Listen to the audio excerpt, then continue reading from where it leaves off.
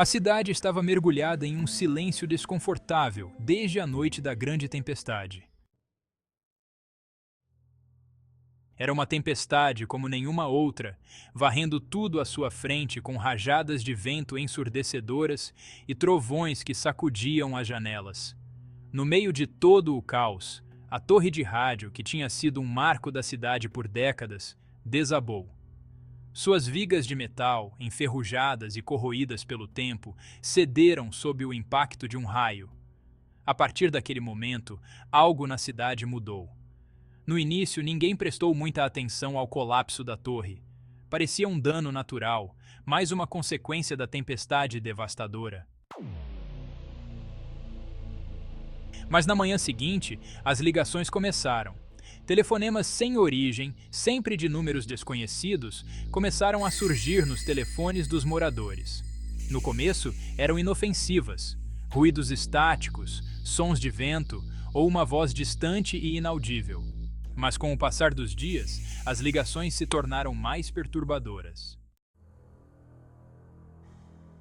Sarah foi a primeira a receber uma dessas ligações. Ela estava em casa sozinha quando o telefone tocou no meio da noite. Estranhou, já que ninguém ligava para ela àquela hora. Atendeu com cautela, esperando ouvir a voz de alguém conhecido do outro lado. Em vez disso, o que ouviu foi uma respiração pesada e arrastada. "Quem é?" perguntou, tentando manter a calma. Não houve resposta, apenas um sussurro abafado. Quando estava prestes a desligar, ouviu claramente uma frase que congelou seu sangue. "Você será a próxima." A ligação terminou abruptamente e Sarah ficou ali, estática, encarando o telefone. Tentou se convencer de que era uma brincadeira de mau gosto, mas algo na voz, algo naquele tom perturbador, não a deixava em paz. Ela mal dormiu naquela noite. No dia seguinte, durante o café da manhã, Sarah ligou para sua amiga Luísa, contando sobre o ocorrido. Para seu espanto, Luísa também havia recebido uma ligação estranha naquela mesma noite, algo parecido.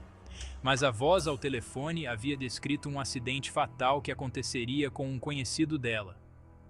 Luísa riu da coincidência e desdenhou da situação, mas Sarah não conseguiu esquecer o tom sério da ligação. Nos dias seguintes, outras pessoas na cidade começaram a relatar experiências semelhantes. As ligações, sempre de números desconhecidos, traziam previsões macabras, acidentes, mortes e tragédias. Algumas dessas previsões começaram a se realizar. Um homem foi atropelado por um caminhão depois de receber uma dessas ligações. Uma mulher caiu de uma escada e quebrou o pescoço após ser alertada por uma voz estranha. A cidade entrou em pânico e a frequência das ligações aumentava. Foi quando os rumores começaram a se espalhar. A torre de rádio que havia caído durante a tempestade era a mesma onde, muitos anos antes, um radialista chamado Nelson havia morrido em circunstâncias misteriosas. Diziam que Nelson fora traído por seus colegas e que seu corpo nunca fora devidamente enterrado. Ele desapareceu após um acidente na torre, mas muitos acreditavam que seu espírito ainda rondava a cidade. A torre, agora destruída, parecia ter libertado algo que deveria ter permanecido preso. Sarah, cada vez mais envolvida no mistério, decidiu investigar mais a fundo. Reuniu um grupo de amigos que também haviam recebido ligações e foram até o local onde a torre de rádio estava. As ruínas da torre se erguiam como um esqueleto de metal contra o céu cinzento, criando um cenário desolador e carregado de má energia.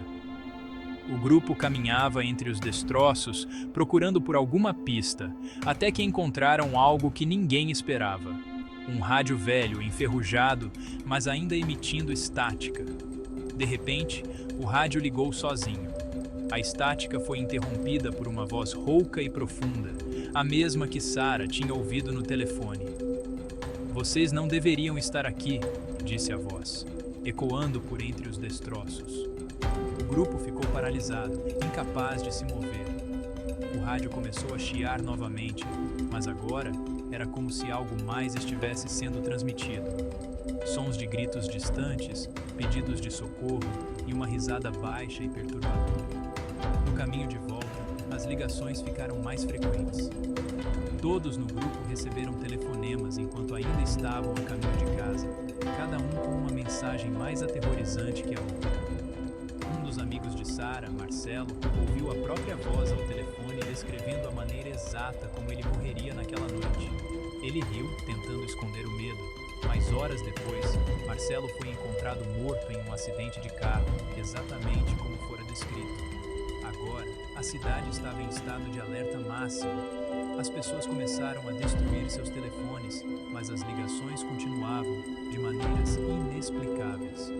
Os telefones públicos começaram a tocar sem ninguém por perto. Os celulares recebiam mensagens de números inexistentes, sempre com o mesmo padrão. Uma previsão horrível que, inevitavelmente, se cumpria.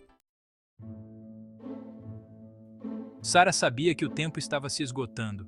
A voz ao telefone havia dito que ela seria a próxima. Ela decidiu enfrentar o mistério de uma vez por todas e voltou ao local da torre sozinha, em plena noite. O céu estava escuro e o vento soprava frio, carregando consigo a sensação de morte iminente.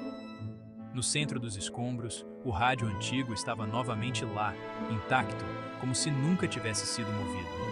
Ao se aproximar, o rádio ligou sozinho. A estática encheu o ar e a voz de Nelson ecoou. "Você quer saber a verdade?" A voz perguntou, como se estivesse esperando por ela o tempo todo. "Eles me traíram, e agora todos pagarão." Sarah sentiu um frio percorrer sua espinha. Ela sabia que a cidade estava condenada a menos que pudesse encontrar uma maneira de apaziguar o espírito de Nelson. Procurou entre os destroços e encontrou um velho diário pertencente a ele. Nele estavam descritas as últimas semanas de sua vida, marcadas por traições e sabotagens por parte dos colegas de trabalho que queriam tomar seu lugar na estação de rádio. Com o diário em mãos, Sarah voltou à cidade e começou a espalhar a verdade. A história de Nelson foi finalmente revelada, e a cidade, coletivamente, decidiu fazer uma homenagem a ele, restaurando sua memória e enterrando seus pertences com dignidade. No entanto, enquanto a cerimônia acontecia, o telefone de Sarah tocou novamente. Ela atendeu com as mãos trêmulas. Do outro lado da linha, a voz sussurrou baixinho. Ainda não acabou. E a ligação foi cortada. O que começou como uma investigação sobre ligações misteriosas, logo se revelou um ciclo de vingança que talvez nunca terminasse. As ligações não pararam. Mesmo com a verdade exposta, algo mais sombrio parecia estar à espreita, aguardando o momento certo para voltar, talvez com um novo motivo para assombrar a cidade. Sarah, agora marcada pelo mistério, sabia que jamais estaria realmente livre. As ligações continuariam, e, em algum momento, o telefone tocaria para ela novamente.